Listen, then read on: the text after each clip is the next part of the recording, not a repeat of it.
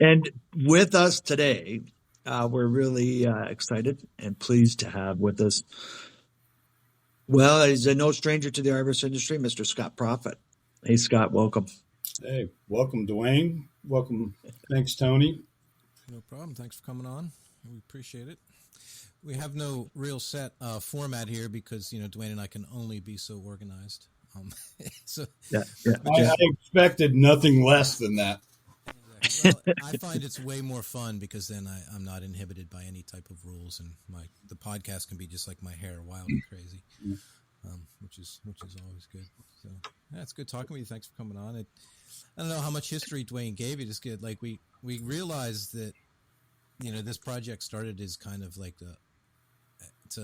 a way to reconnect with the Arbor Canada instructors, and now it's kind of grown into almost sort of a history of arboriculture in general, and it's been kind of fun. It's been like this is our fourth or fifth one, I think, Dwayne. It's like been a trip down correct. memory lane, so it's been a lot of fun to kind of chat with people and get those insights. And I think what I've noticed is missing, and I think I notice it most on social media, but I do in person training courses, is there's a distinct lack of the history of especially climbing arboriculture, production arboriculture. There's a very big gap. Like these guys, they don't understand the processes that led to things. They don't understand why there's how putting a pulley under the rope changed the world. So this podcast is really an opportunity to have those discussions, to catch up, and for Dwayne and I to just basically chat with our friends and say that it's work.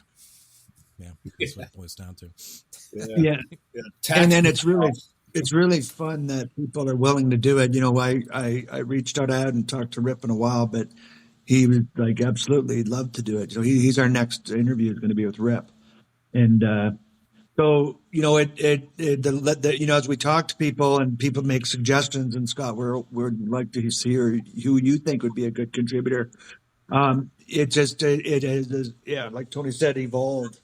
So basically, we kind of always ask people to start off with as a way to kind of get the juices flowing, but like, how do you recall that you got involved not only in the arborist industry, but then how it morphed into actual training? So kind of two-part question. How did you get involved in tree work to begin with? Right. And then how did that morph into the training realm? Yeah, thanks for the question. Definitely.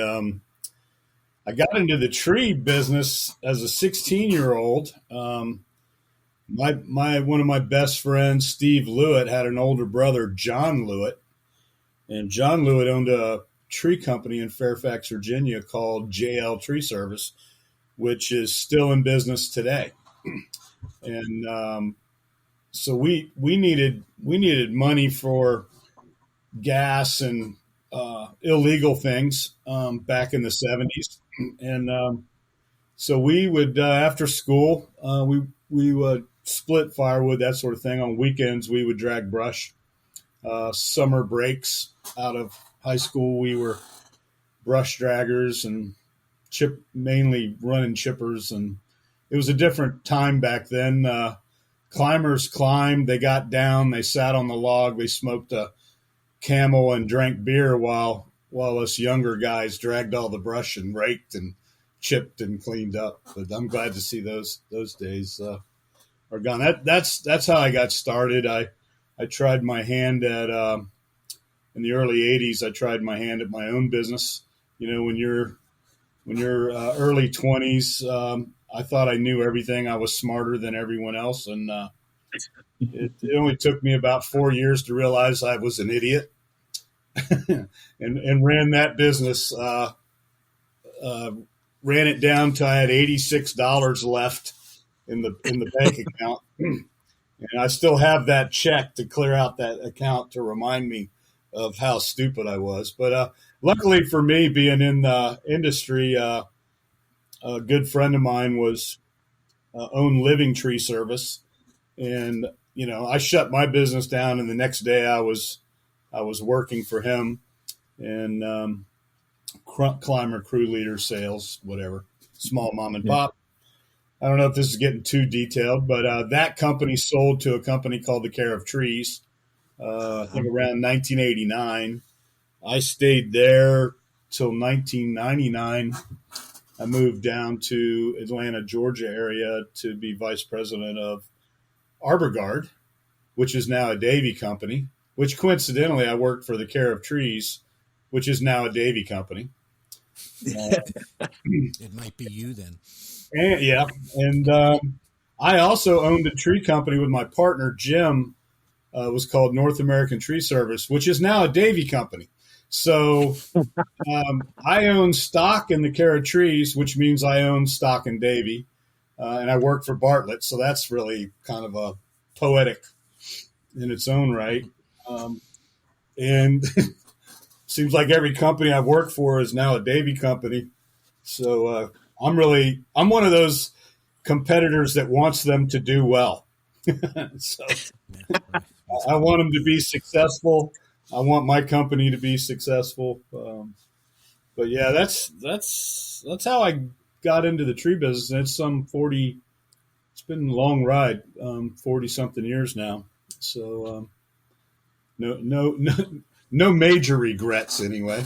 So the training was go ahead, Dwayne. Go ahead. No, go ahead. The training. Let's hear the training. Yeah. So it's just, one thing I think people who have been in the industry realize the industry is really small. You're not that far removed from knowing almost everyone in the entire industry, which is kind of cool. Back in the late 80s, I believe I saw some workshops by Don Blair, who was doing some training, more seminar style with Mid-Atlantic chapter and other chapters, and that intrigued me. I saw him do a footlock demonstration at a tree climbing competition that I was in Virginia, and it was, even though we were already footlocking, it was kind of cool to see this guy teaching all these people. And I think that was maybe my first, inkling. Then working for the Care of Trees, they would hire Don Blair to come in and do the training. So I'm watching this, and I got to be honest with you, Don Blair was like a god, to a 29-year-old. I thought he hung the moon at that time, and I had the opportunity to be the climber in the tree when. I don't know if you guys, well, I'm sure you guys remember when Speedline was the hot, great thing some 30 years ago now. But it was the hot thing. And I was a young man up in the tree doing all the rigging and cutting while Don was on the ground with the microphone explaining everything. So that was my first kind of taste into, and I liked that. I liked the training aspect. I liked, it was pretty cool. So. Wow. Yeah. And then for the Care of Trees, I was a safety and training coordinator. So I did a lot of training in-house, but I can't say I really knew what I was doing. Just kind of doing it the way I was.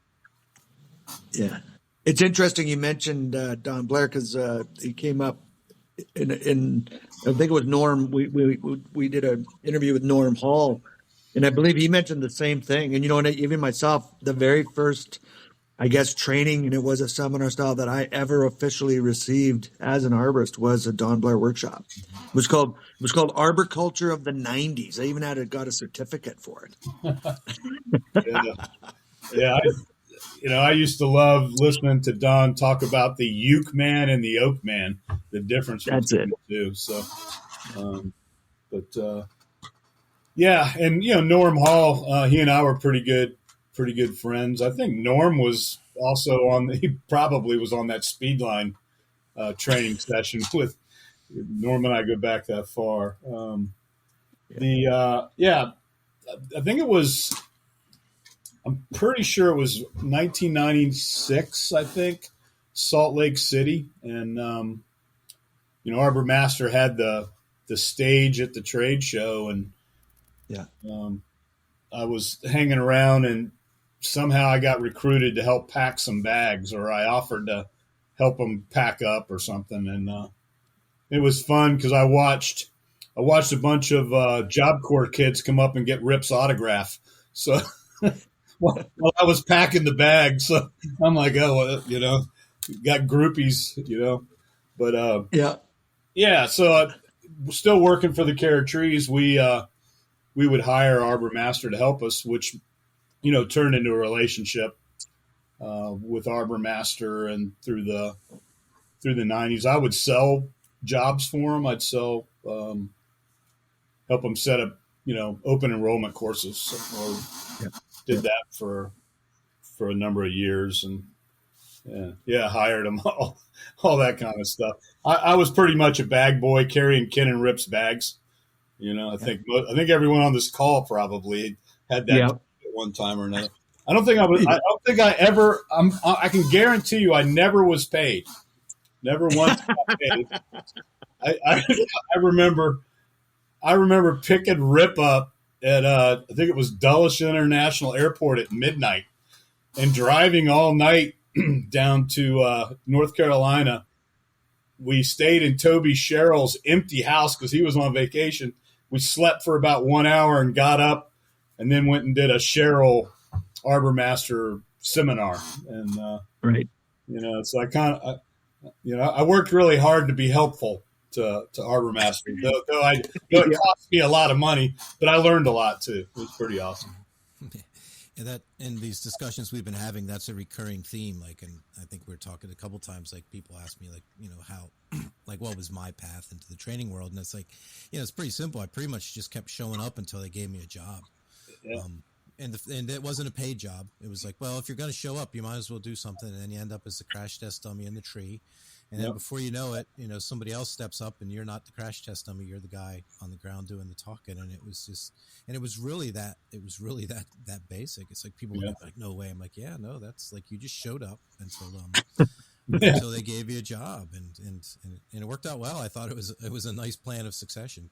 Yeah. There was no money involved there for quite a while. Which is fine, Yeah, you showed up until either they ran you off, or you got smart and ran off on your own, right? That's kind of to an extent.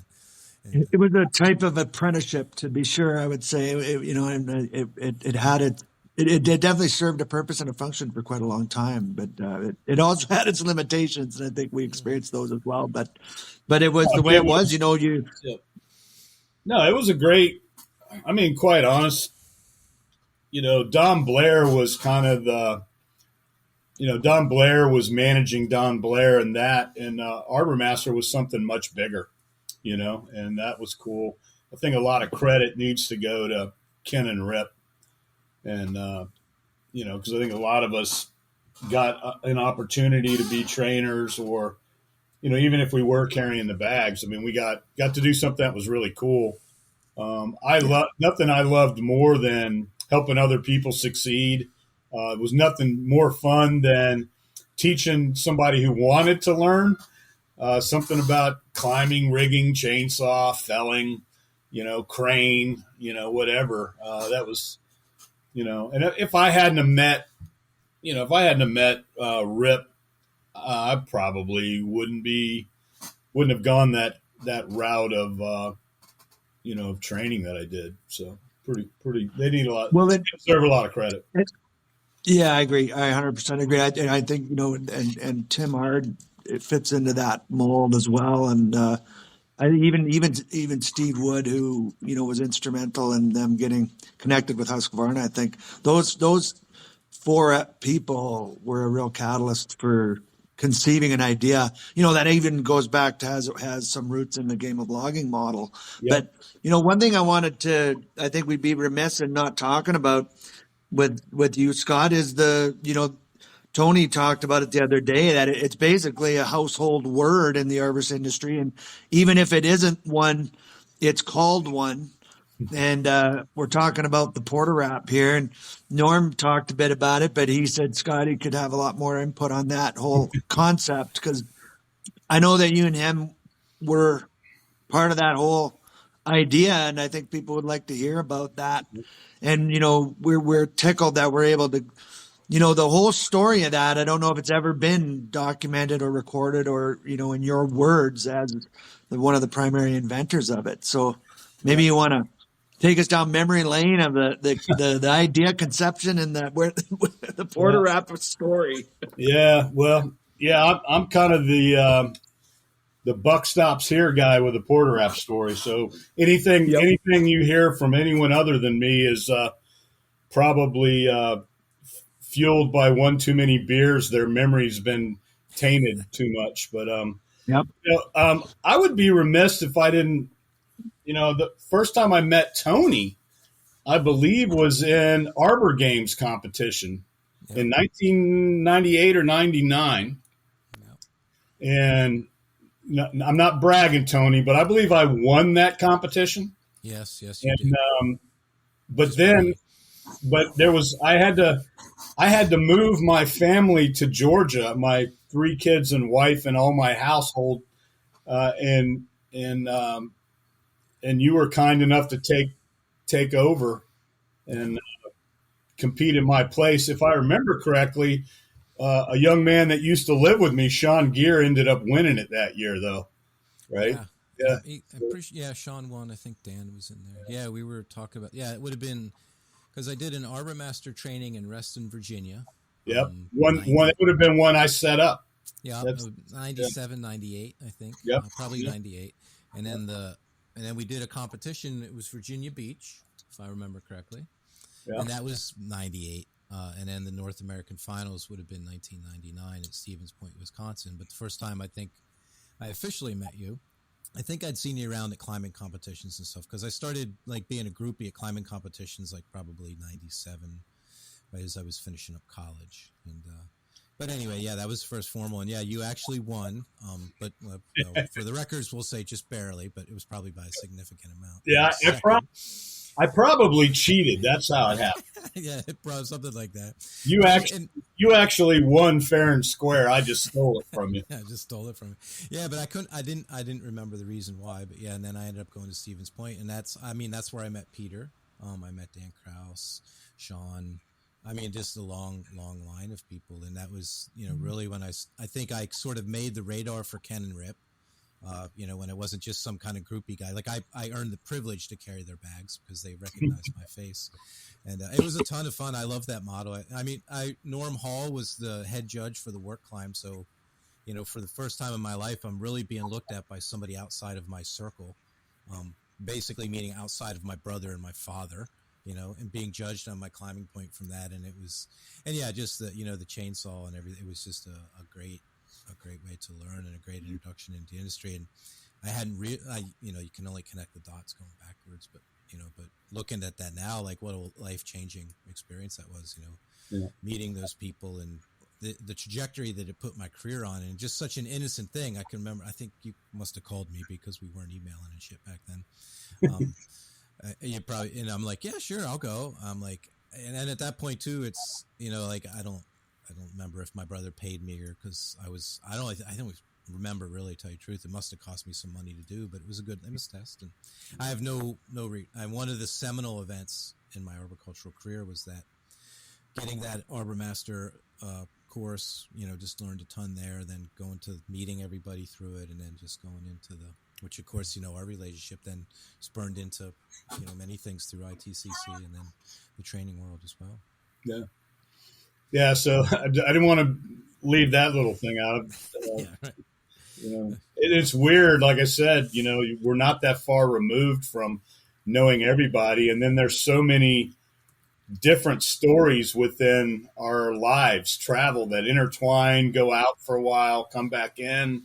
We all know somebody independently that we may have met, but yeah, it was pretty cool. I think. Well, Dwayne, you started with the Porter app, so I guess that's it. I guess I'll answer that question before I die, and after that, then everyone else can make up their own stories. But well, Norm said he basically helped with kind of welding some things, but he said you really need to get the real story. He himself said you need to talk to Scott. Yeah, well, no, that's yeah, he's right. Exactly when, I'm not sure. Late, like maybe 89 or in there. If you think about that time period, most tree companies were taking wraps on the trunk to create friction. Most tree companies were not using blocks and pulleys and slings. we were using. I don't know if you have them, but we had giant Hobbs blocks that we got from Sierra Marina, which was Don Blair, right? And we also had the Hobbs lowering device, not the nice green and yellow one we have today, but this one was, I believe, blue. But that's what we had. And, for me, it's like I hated breaking the big Hobbs out if I didn't need it other than for a really big removal because it was big and heavy and the guys hated it. But I absolutely hated taking wraps. I don't know about you guys, but, if I told the guy on the ground to let it run, he couldn't figure that. That was automatically meant he wasn't going to let it run, and I was going to get knocked out of my spikes and go swinging around like a rag doll. But, yeah, so Lonnie Lake was a mobile mechanic that we had. He was a contractor, but he had a business, and he would be at our shop and he would fix things. He had a mobile mechanic truck. He was also had worked in the oil fields drilling, and I got him to make me a number 7 out of some drill pipe. And so I took it out in the field and tried lowering with it. It was an utter disaster. Lost loads. It got tangled up. It was a mess. And then one of the crew guys said, well, why don't you keep it the way it is, but instead of being a 7, put another leg off the other side. So it ended up looking like a boat anchor. And that one actually worked, worked pretty well. And so we used it for, we made a couple of them and used it for quite a while. I remember traveling to Chicago and working with Norm in the Care of Trees. I was working with Norm specifically, and he played with it. He thought it was cool. We went down into the shop. Care of Trees owned a repair facility, and one of the mechanics welded up one for Norm, so Norm could play with it. And that's kind of how it happened. Norm probably welded up like 10 different versions. Some had carabiners attached to them. Some of them had 3 or 4 pins, just all kinds of things. Some had square tube. Norm really got into it, which was cool. I invented it. Norm helped me later on. We talked about it, and, so me and Norm were pretty tight back then. And so we were partners Scott, in crime. Why did you come up with a 7? Like, what was your inspiration for the 7? And then, I understand it evolved into a boat anchor, but why did you, like, do you remember what prompted you to? Yeah, I was, being stupid, not having an engineering background, not knowing enough about physics, all those things you learn the hard way when you're an arborist. But yeah, if you looked on tugboats or ships or docks, there'd be a single bollard head up, right? If you looked at the Hobbs lowering device, it was a ratcheting single bollard head. So I think that's what I was trying to do, is make a miniature version of that. Don't hold me to that. I think that's what I was trying to do. And, it obviously didn't work. Not a whole lot happened.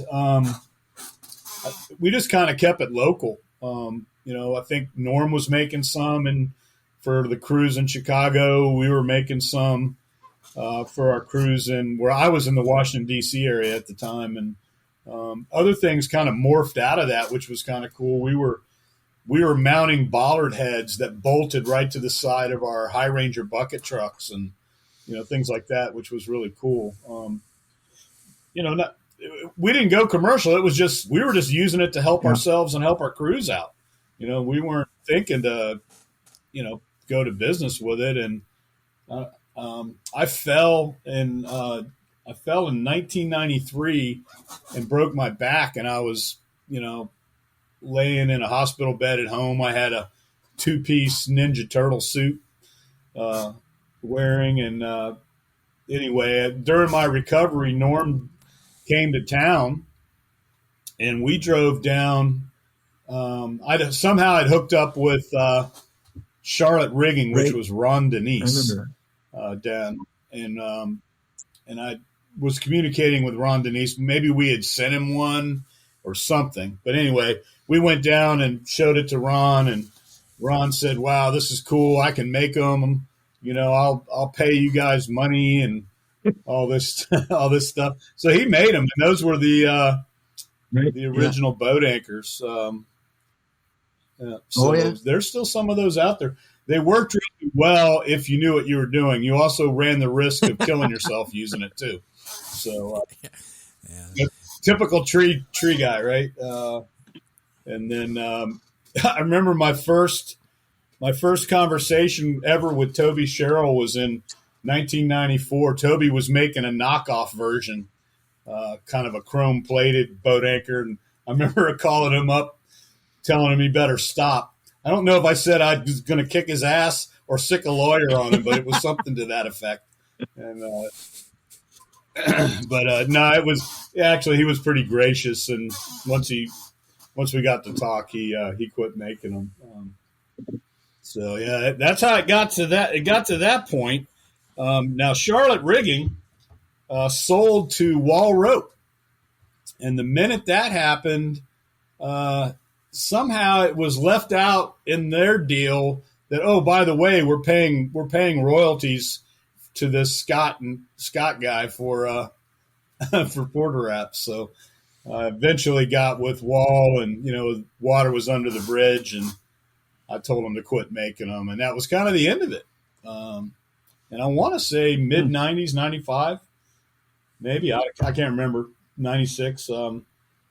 Talking with Ken Palmer, because Ken Palmer and Rip had a working relationship with Buckingham, and that's how we got Buckingham to make it. So, it was new and improved. I'm leaving out about 5 years worth of stuff, but man, you're making me go down memory lane. I'm gonna screw it up. So there was a Porter Wrap too that had an aiming eye on top and a hook pin. There's probably 20 versions, but the one that's out there today is called number 4. The Ammonine, was that part of the Charlotte Rigging design, or was that even part of Buck? That was Norm. That was Norm. Yeah, because Norm was smart in thinking, well, we got to come up with a way so that our less experienced ground people don't lose a wrap and have the log fall on, right? So what we found, we did some testing with ISA, because Dwayne, you should remember, kind of, was that? I'm trying to think. There was some art and science of practical rigging, but we were doing some testing with ISA and Buckingham. We were bending that pin, that hooked pin. I'm sure people who are listening to this are going to go, what the hell are these people talking about? Well, no, it was like, there were. I think it was actually. I remember the iterations, and there was a time, it would have been in the mid 90s where there was a time, like every year or every 6 months there was a change, and we were using them on programs and pushing the limits to a certain extent too, just to test it, to put it through its paces, I suppose you could say, non-scientifically, of course. And I remember it was like there was this great epiphany, and if memory serves me correctly, there was a particular, I don't know if it was a new hire at Buck, but it was an engineer, I believe, that said, listen, why don't you guys do this? And that's where the loop came about. And that was like, holy crap, now we think we got it, and that's it. I was trying to get them to put a carabiner. You know how it's got a loop now? Well, imagine it's a carabiner on top instead of the loop. And, so I'm trying to find the hardest damn way possible, or I'm an idiot and I'm thinking about what is available in my toolbox, like an old steel SMC carabiner, right? But you're right. An engineer at Buck goes, well, why don't you do this? And, the rest is history. It was funny when we talked to Norm, he said only days before our podcast, he was watching some type of nature show, and he noticed they were doing something with rope, and he noticed they were using a Porter Wrap, and they had it hooked up upside down. Yeah. Well, there you go. but it still works. Well, that's actually the design beauty is that, yeah, even if you hook it up upside down, it still works. Not near as well, but it works. And I see it hooked up upside down all the time. But Yeah. it's like I said, it really has become like the quintessential, ubiquitous like piece of tree gear. Having traveled the last 20 some years, it's very rarely that you don't see a porter wrap. Or if you don't, they have a device that somebody made, but they call it a porter wrap. Right. Like it's like Band-Aid anymore. Like, Band-Aid's a brand name, but people don't consider that anymore. It's just, Yeah, I mean, there's all kinds of knockoffs in Europe, oh, yeah. Australia, even in the U.S. I mean, I'm actually humbled that it's still being made all these years later. I mean, really, come on, Right. it's not rocket science. It's drill pipe for Pete's sake. Yeah, right. And but I've enjoyed. I don't really want to be known for, I don't want to, my big contribution to humanity's the porter wrap, but I know it's made a lot of lives easier, specifically my own and my crew's. But no, the training side of my involvement with ISA and contributions there and serving others, big deal to me. And I think the training that we all did, it's funny, when I think about, the gnats, I don't know what it would be today, but I know when I sold gnats and retired from doing that training, I mean, we had well over 60,000 arborists worldwide attend our programs. And, that's that's pretty awesome. Well, I mean, that was an interesting evolution, Scott. Like, because not only I'm trying to remember if I remember we were on a sailing trip, and I remember you and Toby were spending a lot of time with quiet conversation. But little did we know that you were negotiating your time with Cheryl, but as staff. But was that specific? Was training was a pretty big part of that, wasn't it? Yeah, that was part of what they wanted, and that's phase 2, right? Phase 1 was hanging out and carrying Rip's bags and traveling around with Ken and doing all that stuff. I ended up 2001 going to work for Cheryl because they were starting a program where they were going to carry arbor supplies in Vermeer dealers, Canada, U.S., worldwide. And that excited me. Part of what excited me was, hey, I get to go and train people, mainly the dealerships, how to use the product and sell it, right? But also, do some seminars. And Dwayne, I don't know if you were I don't think you were, but when the whole Vermeer Cheryl marriage happened, early like October of 2001, there was a tour like down through Florida, right after 9/11, right? But it was Husqvarna had their trailer, Cheryl, Arbor Master, and we traveled around, and I was working for Cheryl. We traveled around doing seminars. So no, I wasn't part of that. Ken and I were doing stuff in Yonkers for something at that time, right? Like literally the week following 9/11. And I think it was Rip and you and maybe Bruce. I don't know. When did Bruce, where did your relationship with Bruce fit into the whole training model? Like that goes back even before Nats, right? Yeah, it does. I know I met Bruce and Lita, Bruce's wife Lita, in Stamford in 1999 at the climbing competition. So somehow they had hooked up with Ken and Rip, and I was hooked up with Ken and Rip, and we were helping with a climbing competition. I think I was like a assistant head technician or something. But anyway, that's where I met Bruce there. So yeah, I don't know if I'm answering your question, but Bruce had a relationship or was just starting a relationship with Arbor Master, which he went on to do stuff with Arbor Master for a couple more years after that. And then he also did the Vermeer stuff, helped out with that. Yeah. Yeah. So if you go back to, so when I'm working for Cheryl, I have half the U.S., which is from California, just split the U.S. in half horizontally. And I had from California, all the dealerships from California to the East Coast, the southern half.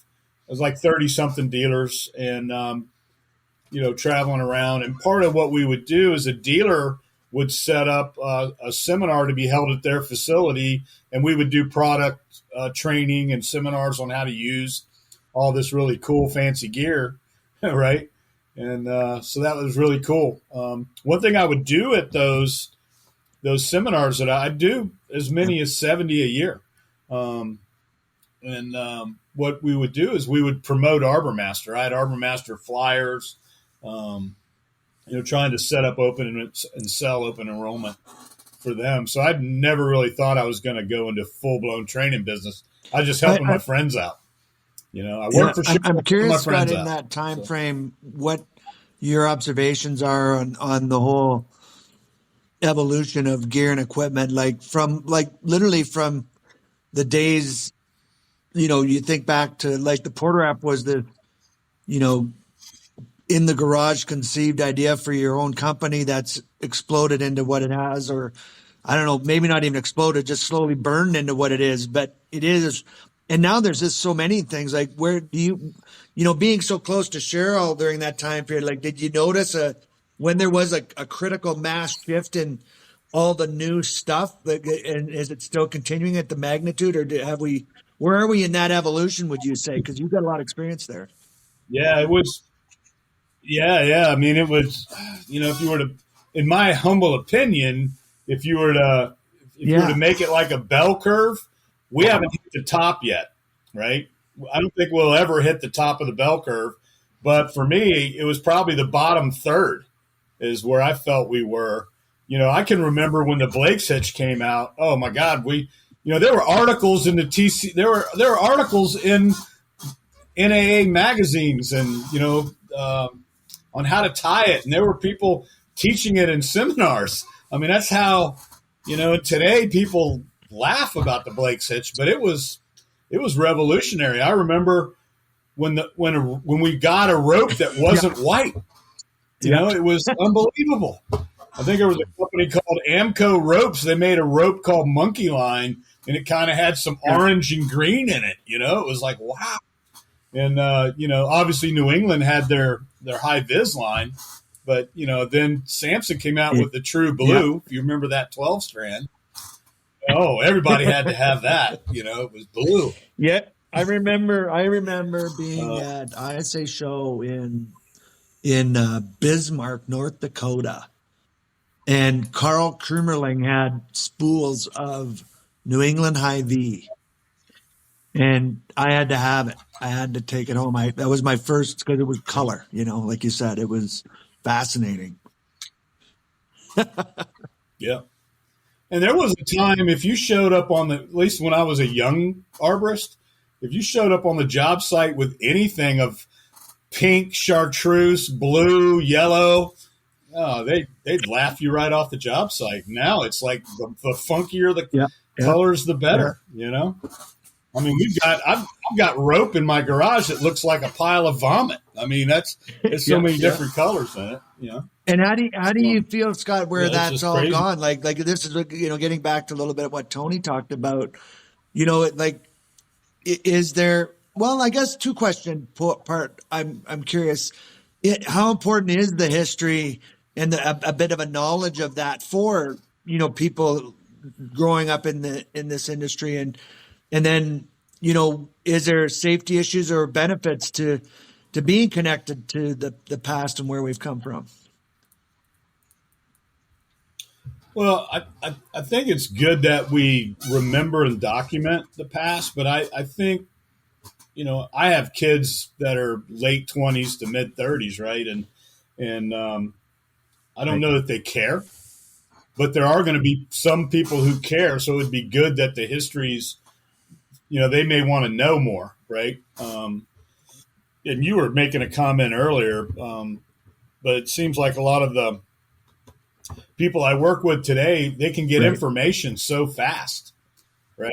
it's whoop-de-doo who invented the Porter wrap. What's the next I thing hear coming you. I out, hear right? you. We were taught, we had a climbing event recently for teaching our tree climbing course. And, even when you think about what would you consider a basic climbing system today? well, are we Well, there talking you go. I mean, SRS or MRS, so right? it starts. Well, Mean, that's a good starting point. Is yeah, SRS I mean, more advanced than yeah, MRS? Because there is new climbers yeah, out there that's all they've ever done. yeah, yeah, and more power to them. I don't know that we know from a biomechanics standpoint what one or the other, if one or the other is better. I've seen, I don't know where it's at today, but the last time I looked at any research on the single or static rope stuff, there was some indication that moving rope system might be, from a biomechanics standpoint, better on the body. But a lot of the people who climb SRT or SRS, a lot of them are pretty young, right? They can get away with that. Now, not to blow our own horns, a bunch of old guys on this call here, but we were using ascenders a long time ago. We had the rope step, and we had Mar-bars and knee and foot. We were doing, Texas frogs and stuff 30 before it was a thing. We just weren't that good at it,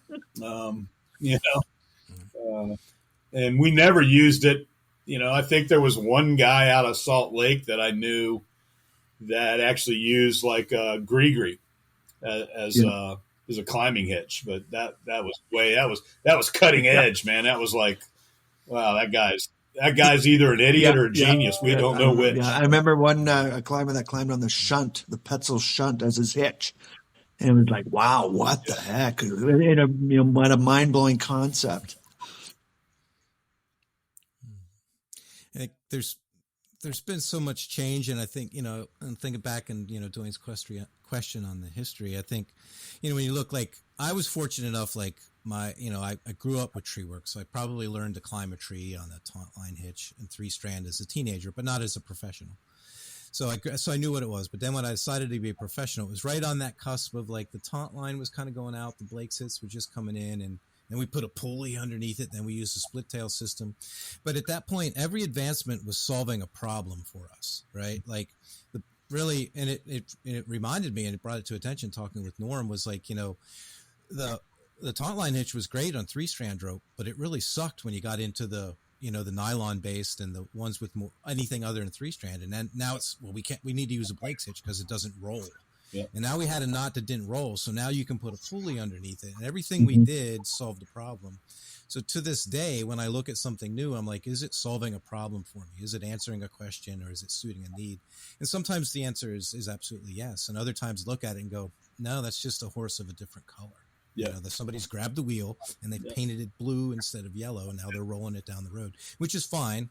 I'm not criticizing, but I think understanding the history, at least at a basis level, so you can see that progression of how these systems, really the split tail system solved a shit ton of problems for us, a shit ton. Now we didn't have to untie the rope anymore, just to transfer around. And then that allowed us to use carabiners. And so seeing that and understanding that and how that builds up, it's, and I agree with you. I think that, the SRS and the MRS, they're tools in a toolbox. We've been using that analogy forever. And, I'm with you. My jury's out. We'll see where some of these 20-something climbers are now 30 years from now and how their bodies feel. Well, I could tell you, I'll be getting 2 knees replaced. So if that's anything about foot locking, SRS, body thrusting, MRS, I could tell you that jury's not out. Yeah. But the challenge I saw, it's gotten harder, is it's not so much the equipment, all the new gadgets and things that come out. It's the interface between those pieces of equipment with other pieces of equipment. That's where we've gotten in trouble. Dwayne, looking at you, it made me think of that, because I think you were a competitor in a competition one year, and you were showing how that carabiner rope snap. I don't remember the exact name, but it could Yeah. roll out on certain D-rings. And the point I'm making is at one time, every harness that you bought in the 80s, all the D-rings were the same. So all the connecting links could be made the same. I mean, it wasn't until about 1990 did I start using locking rope snaps. Right? We use non-locking ropes. I mean, you say that to one of my young crew leaders today, and they'll think you're a complete idiot. No, I can't believe anybody would do something so stupid. But it's that interface, right? And I don't know. Everybody's trying to make a faster gadget or faster widget, or make it a different color so it'll sell. It's all. I learned that side from working for Cheryl. It wasn't so much whether it was the right tool or the interface was good or it's really good for the industry. It's like, how many of these can we sell? Yeah, I'm curious about that. Just as you were saying that, Scott, right before you said, I was thinking about that, about like, has commercialism or, the ability to get information out there now, and if it's sexy and cool enough and the right person has it on their belt, is that all the criteria that might be necessary to sell a bunch? And that's the criteria. Whereas the taut line hitch, didn't tighten and got tighter on braided rope. We had to put a stopper knot, and then it changed everything. And Blake's was like, wow, that fixed that. It didn't matter whether it was sexy looking or not. It fixed the problem. Like Tony was saying, like, what is that? How prevalent do you think that is? And I don't, I don't want to put you on the spot or anything, but I just thought about that now when you were saying that. Well, the challenge in my role now as director of safety for a fairly large tree company, I mean, as we're speaking right now, there's probably 1,500 climbers in trees, right? So the challenge is, it's not whether that gadget or new tool is right or wrong. It's a matter of can we manage it in the field? What Tony could get away with as a climber, that's because he's in the top 10% of climbers in the world. The average climber try to do the same things with the same tools that Tony's getting away with. They'd end up getting hurt. So for me, with the big, we try to be innovative, but we test everything in the field. And I can tell you from experience, manufacturers and distributors will put things on the market without testing them at all. And, I've witnessed it firsthand. I've called them and said, I'll buy 1,000 units in the morning if you can show me the data, the testing. And when they've gone and actually done the testing, it didn't meet the minimum criteria required. So, they can sell whatever they want to sell. I mean, think about it. Think of all the stuff if you go back 15 years ago, look at the stuff in the catalogs, right? There was a tool made to zip your Zing-It into the throw line bag. Where did that really come from? Well, it came from the fishing industry for stripping line off your reels and sharpening your hooks. Yep. I still got one, the line tamer. Was out there? And then that's it, the line tamer. And things like that, right? I remember one arborist supplier was selling drywall stilts so that you could prune orchard trees better. And as a safety professional, I'm going, well, there's a broken shoulder and a broken neck, but we're selling them and promoting them in the catalogs, and so it's really the interface. And we're buying stuff that we're finding in other industries, right? We're marine industry, we're buying stuff and, making it work. And it's pretty cool maybe, but it was never designed. Well, I'd like to just, on that whole topic of manufacturers designed or tested fit for purpose, there was, of course, a time and period in the development of arboriculture equipment where we were bag stealing and boring all kinds of stuff that wasn't made for what we did. But now it seems like there's more stuff that actually is made for arborist work, but even within that, it gets, reinvented or repurposed for some other type of, canopy anchor configuration or whatever have you. And, as a training company now, like we're finding more and more, and I don't know if it's my age or what, but it's like, if it hasn't been tested by the manufacturer, and we got young, bright instructors say, "Oh, this works great. You do it like this." And it's like, yeah, but if we don't have manufacturer to back it up, you're kind of like, how do you explain to people that that's significant? I think I'd be curious your thoughts on that. It's for my own education. Yeah. Well, yeah, I mean, that's a challenge, right? If a piece of equipment is invented in my garage and there's no industry standard or manufacturing standard or ASTM or CA or a UK CE, EN, there's no testing standard for what I just invented, it's up to me to come up with what testing standards are, right? So yeah, sure, I'm gonna test it and say it's fine. And we ran into that with things like the rope wrench, right? What is it? Well, if you looked at when ISC took it over, they tested it under a pulley standard, right? I mean, what is it?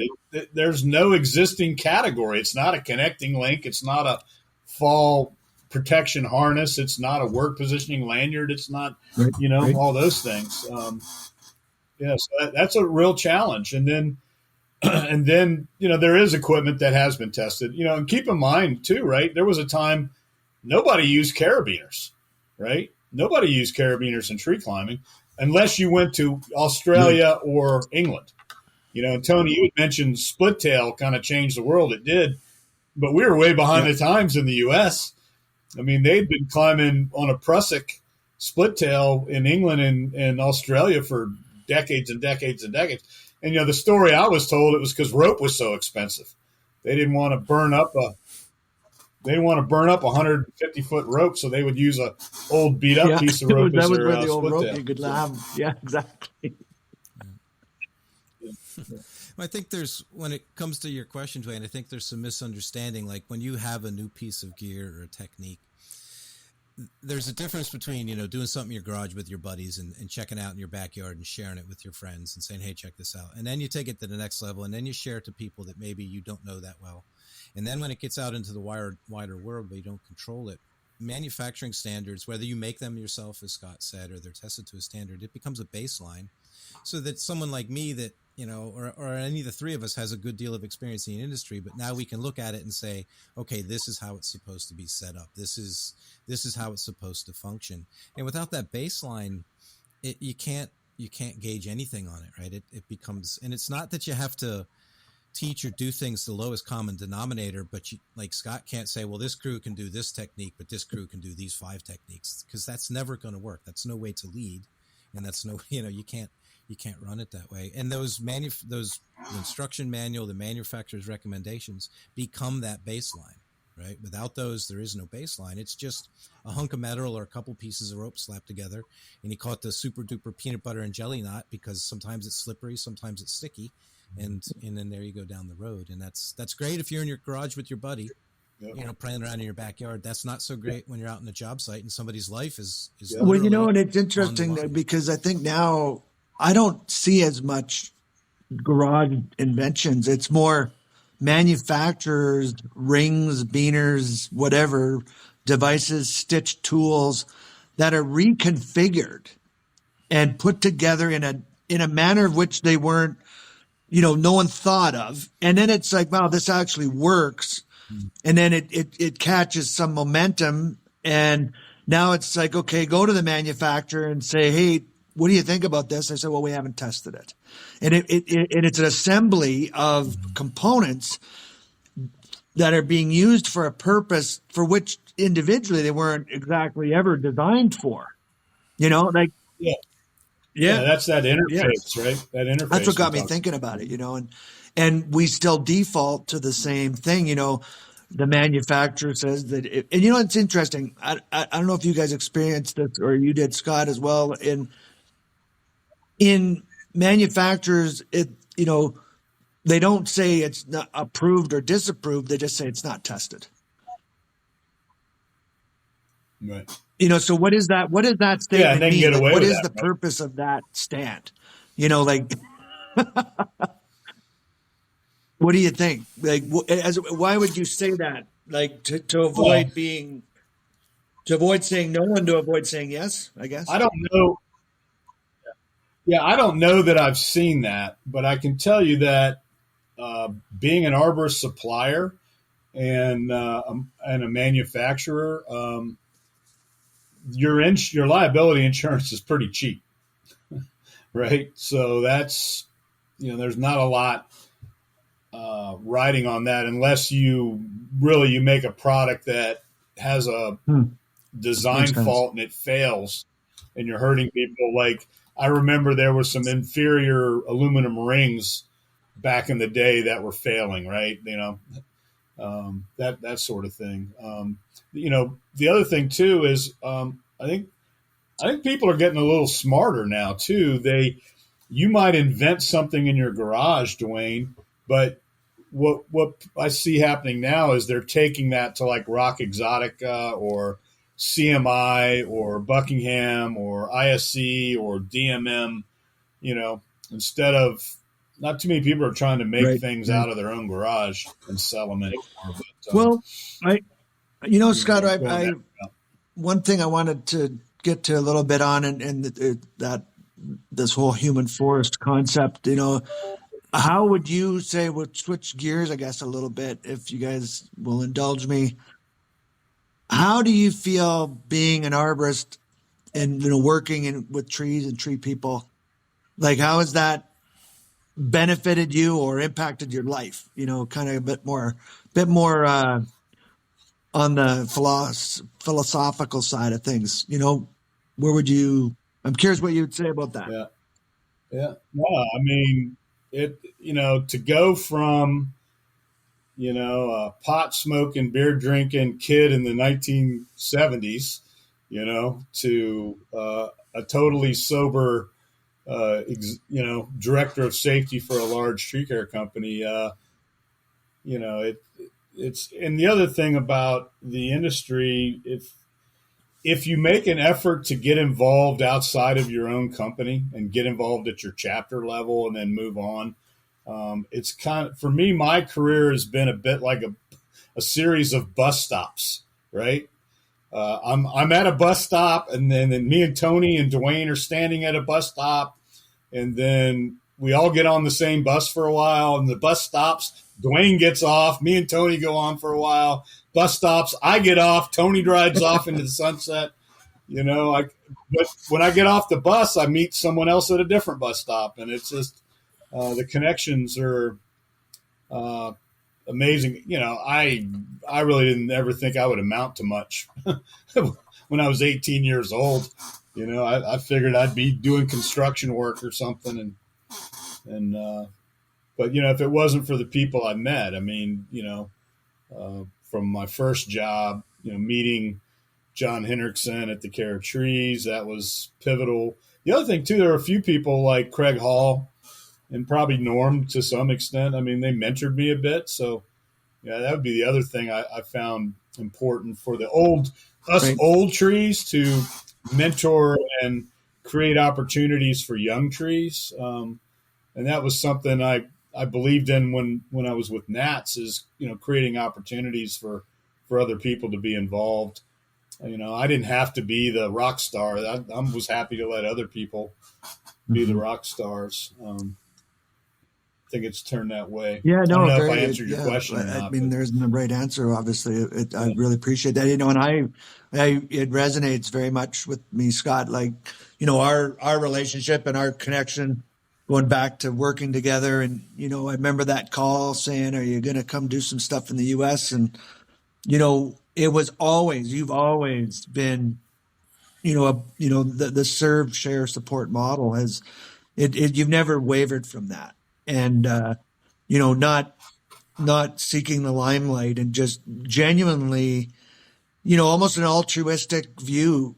I've never, it's been constant in all of the years I've known you. And I really appreciate that about you. And it's something I, look up to and admire about you because, it's a good purpose. Service is such a wonderful thing, and giving back. I think it's almost Yep.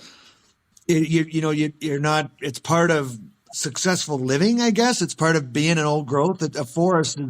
What an example, of giving back. Even Tony and I were talking about even the ones that have gone. The trees that have fallen in our human forest. They're still. We see them, we talk about them, we notice them, and they're giving back. Like they're not. They're still giving back. They're still supporting this network. Yeah.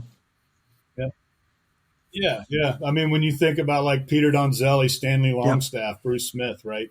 I mean, we still there are people, there are arborists today that'll never know these people, but they'll be impacted by something that we learned from Stanley, or the art and science of practical rigging that Yep. Dwayne, you and I got to work on. Tony, I think you might have been involved too. And again, Yep. there's the bus stops. Yeah.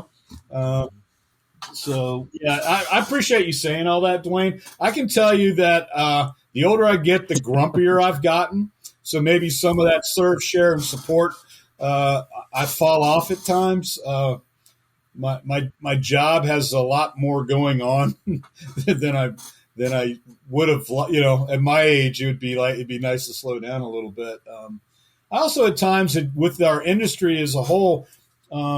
I don't know if you guys have ever experienced it, but it's a real thing. It's called volunteer burnout.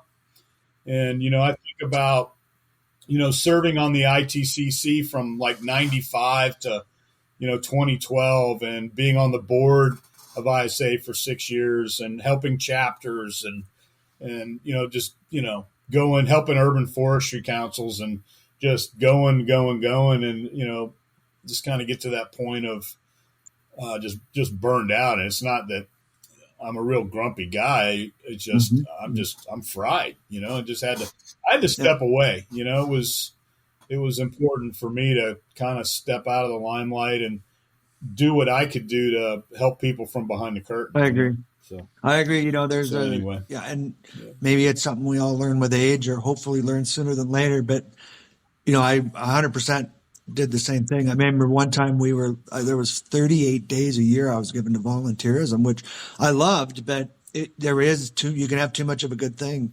You're absolutely right. And, and it had its toll on me as well. I've had to make pretty significant life changes that I can't blame on anyone but myself, but I can look back and see where they may have been alleviated or avoided had I made different decisions. And even, the relationships that come and go. And I just feel very grateful that, I still have some of the relationships I do, and even you agreeing to do this call, Scott, I know you and Bruce, I would sometimes watch you and Bruce have some periods of discontent, I guess you could say. And, you and I have gone through the same thing. And I think that's part of it too, that we can come back and heal from those events, and not, they weren't, I don't know. I don't want to get too off in the weeds or personal, and we don't need to get into details, but I just really value your friendship and your willingness to stay connected.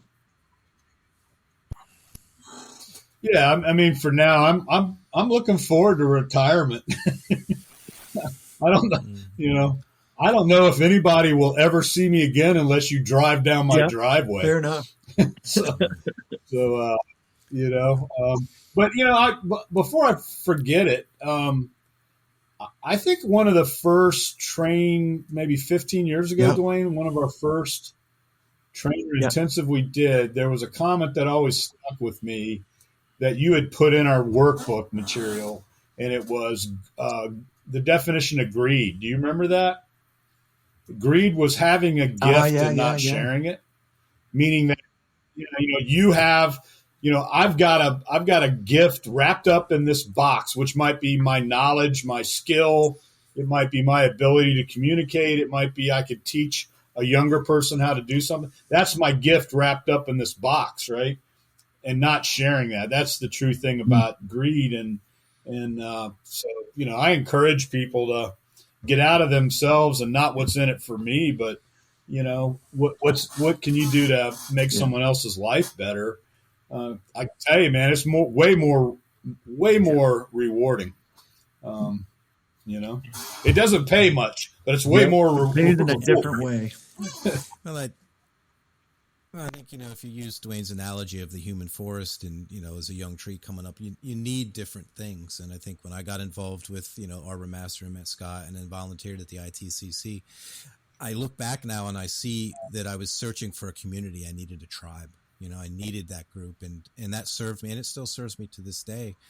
And, and I went to those events and I did all those events, and I spent my time, my personal time and money. And I learned a great deal. I'm not saying I probably benefited more than I paid for, but I really needed that sense of community. And now now I just need different things in life. So that's kind of drifted away. And some of the people have drifted away. I haven't volunteered at the ITCC for the last couple of years because, the people I've really enjoyed working with have moved on for various reasons. And it's time for me to move on. Just like a tree grows and matures. I'm not at the, at the lower canopy anymore, a little bit higher up. I have a different purpose in the forest, and I have different needs. And I think that's seeing that. And I'm with you too, Scott. I look forward to the day where, like, if you want to see me, don't call because I ain't got a phone. And when you drive down the driveway, come slow because I'm going to need to identify you before you get too far down the driveway. You got to keep that tactical advantage until I'm sure I know who you are. And that's fine. And I agree with you. I think that there's other ways to give back to the community. And it's one of the things that I find really rewarding about even this podcast is, this is another way that we can give back. We can tell these stories and share these stories, and people can listen to them and they take them for what it's worth. It's not, you don't got to listen to it, right? You don't got to listen to a bunch of old guys crowing about the old times, but there's value in that past, and there's value in those communities and those networks that we built. And you're right, they still exist, whether, Bruce and Peter and Stanley aren't with us anymore, but we still benefit from their nutrients the way they feed the forest. And they're going to continue to feed that forest for many, many generations. Yeah, you're exactly right. I mean, and you made me think of something was, if you go back 3 decades, your community typically was where you lived and worked, and it might have been your local chapter or state arborist association. But with, the internet and email and everything that we take for granted today, once all that got involved, our community got huge. It got worldwide. And through the International Tree Climbing Championship, it was truly worldwide. And I think it was like Mark Bridge or somebody in one of our pre-climber meetings or post-climber meetings. He used the term tribe, right? And, that climber tribe that we were all part of. And that's interesting, too. Well, I don't know how long you want this call to go, but I have my moments of reflection and regret and all that. But I remember when I was young and I wanted to be like the cool people, right? And then I got the opportunity to be in with the cool people. And then I was one of those cool people. But then now I'm old and I'm no longer the relevant. So it's just that cycle of life, right? Yep. I was hip and cool and relevant and now I'm just an old guy that now you're trying to figure out, does anyone care about the history anymore? I sure hope so. Yeah. Well, and I like what you, there was ISA did a video, Legends of Arboriculture. Absolutely. I don't know if you remember that. It's probably 20 years ago. Yeah. They need to do another one and capture before, some of the other old arborists, pass away. So I agree 100%. And, I like the way these calls go and the organic development of their process. And, someone I'm hoping to make contact with. Well, I will. I mean, he texts me every once in a while. I get a message from Don Blair, and it was only a few months ago. He shot me a quick message. So I'm gonna reach out to him. I think it'd be really good. That's how this thing just keeps expanding because he's come up now 3 times, and it would just make sense to have a little discussion with Don. Yeah, I mean, whether good or bad, negative or positive, he had an influence, right? Yeah, and he definitely had an influence on me. So many, of us, and it's the one thing when Tony and I were talking about this too. It's easy to mix up personalities with the principles. There's people that have contributed, and sometimes there's personality conflicts or whatever, but they really need to be set aside at certain times or, for the sake of the collective, the forest doesn't do that. It doesn't like isolate one tree because it grew crooked or weird or whatever, like it was different than the others. And I think it's a real example and why we want to, be open to expanding to whoever that was part of the history and the development of the whole industry and get their tree action. Yeah. Yeah, I mean, there's a lot more names than that, right? Bob Yep. Phillips in California, and Ken in California, and Butch Yep. Weber, and there's some people I can see them in my mind. I can't even remember their name I know anymore. what you mean. I know. And like John Hendrickson is another one. Yeah, that would be a different podcast. He might be a little more engineering, but he would be awesome. He'd be. Well, it's funny, Scott, you're mentioning about time. With Tony, we're probably right at that time where it typically takes a natural, they're almost all of them without any planning, Scott. They're just over an hour. Just the way it seems to work. Yeah. 72 minutes. Yeah. 72 minutes. It's really seems to be interesting. the prime.